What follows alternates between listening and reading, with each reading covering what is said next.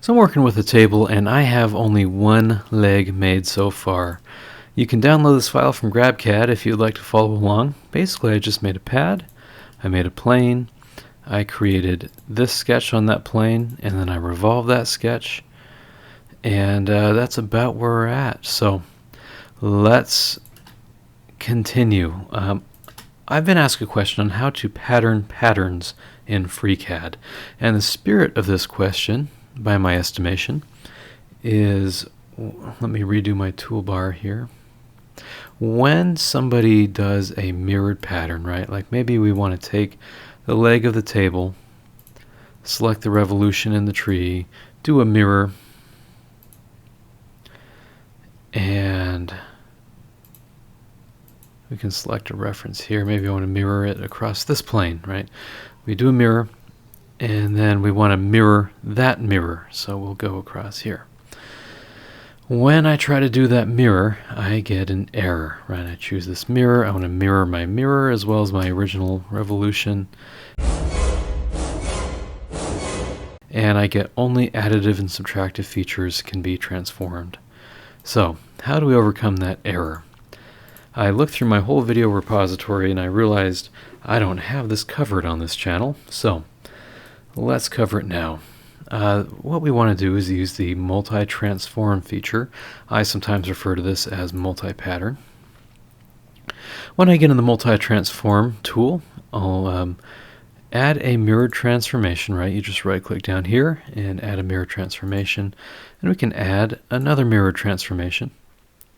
And of course I can select my reference that I wish to mirror about, and this time I want to mirror about that. I've created all 4 legs quite easily. Let me delete that. So next, what if we have multiple features that we wish to mirror? Most of the time, we can just do many features in one go, right? Maybe let me illustrate that. I will create a sketch on this face and maybe make a very, very, very generic foot on the table. I'll import this center point.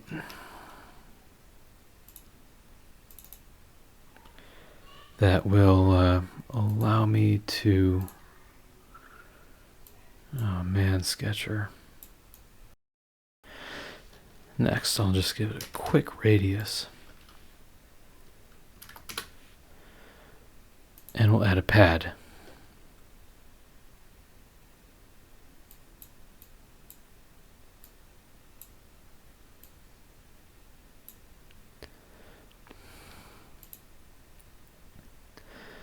And that should be fine, right? So now we've got a little foot on the table. That means that we have a revolve and a pad to have to work with. But again, when we multi-transform, we can select our revolve and our pad, no problem. And we'll add a mirrored transformation. And we'll add another mirrored transformation.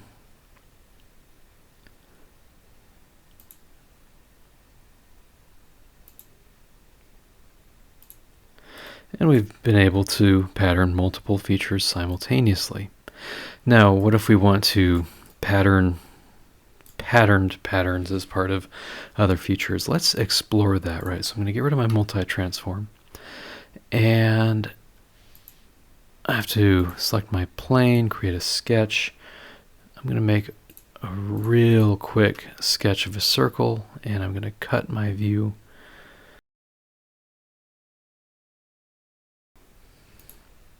Just so that I can see it.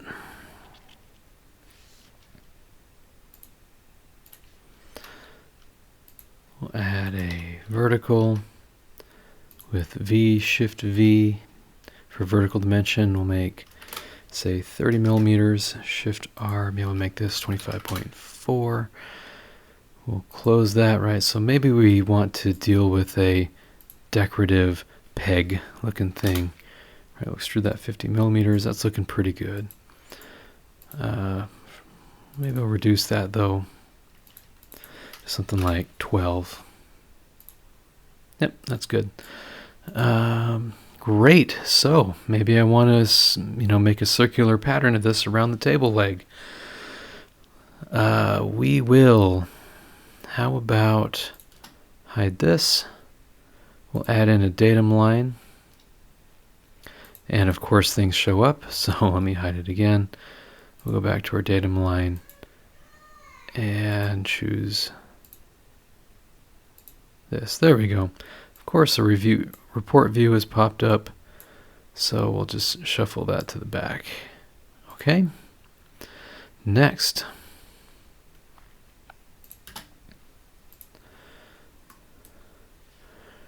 let's go try a multi-transform, right? Because we want to make a circular pattern around the leg and pattern all of our legs.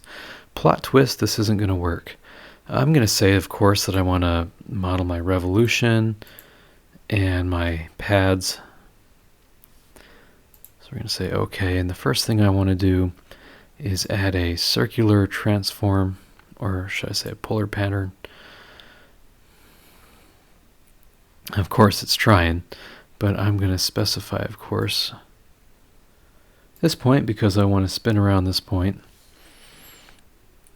And the problem comes in as I up my numbers here, that we are trying to pattern all the features at once, and that's just not right. So we're going to cancel this. What we have to do is break this down a little bit. First thing, I know that I want my revolution and my pad. Oh, and I have to delete my multi-transform, of course, but I want my revolution and my pad to both be patterned together.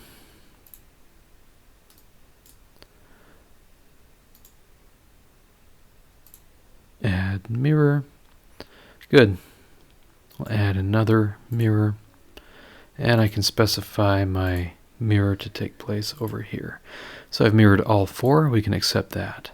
Next, another multi-transform, right? Because when something doesn't work in CAD, you usually have to break it down into smaller pieces. So we broke this down into several multi-transforms instead of one complicated one that wouldn't work. Pad 002 is this little nub that we want to pattern, so we're going to say OK. We will add a polar pattern. We'll specify this axis. We'll move this up to, say, 7. You know, 5, 7s, those are pretty cool looking numbers when you circular pattern those, like a 5-spoke wheel or a 7-spoke wheel. So we'll add a mirror transformation now. And so now we're mirroring our whole circular pattern across. And then we're going to add another mirror transformation. And this time I will specify this plane.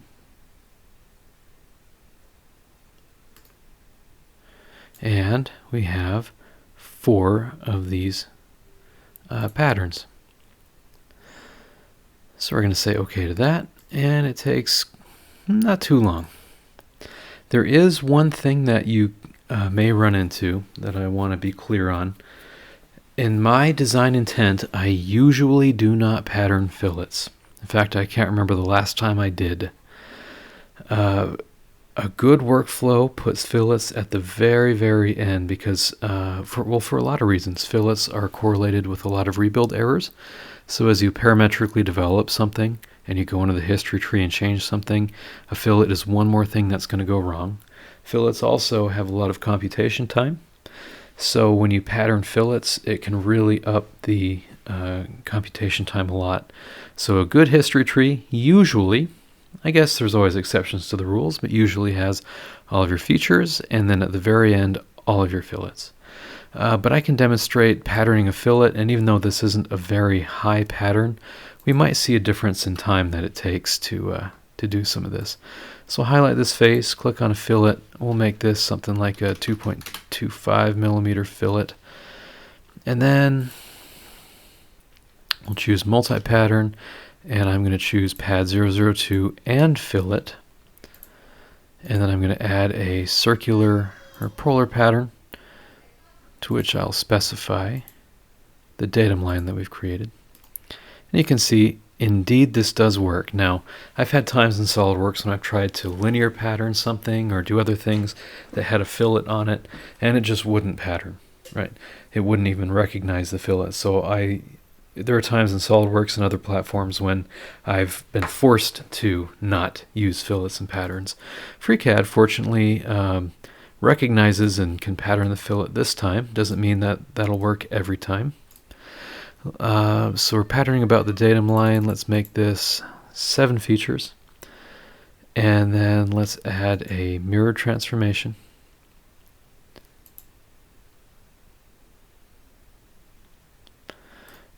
Right, so now we've patterned all of those, and those fillets look okay. And we'll add another mirror transformation.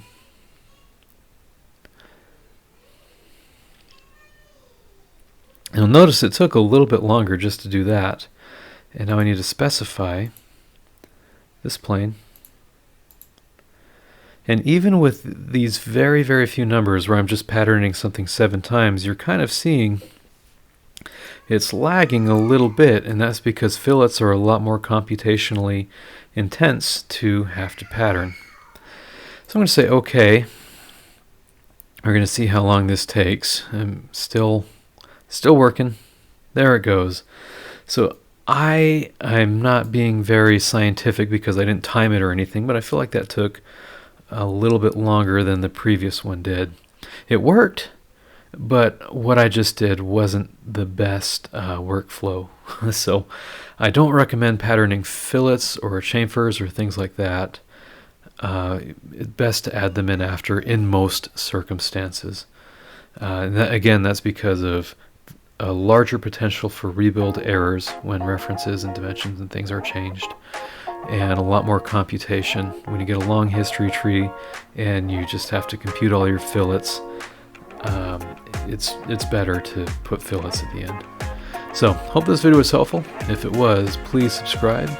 I'll see you in the next one.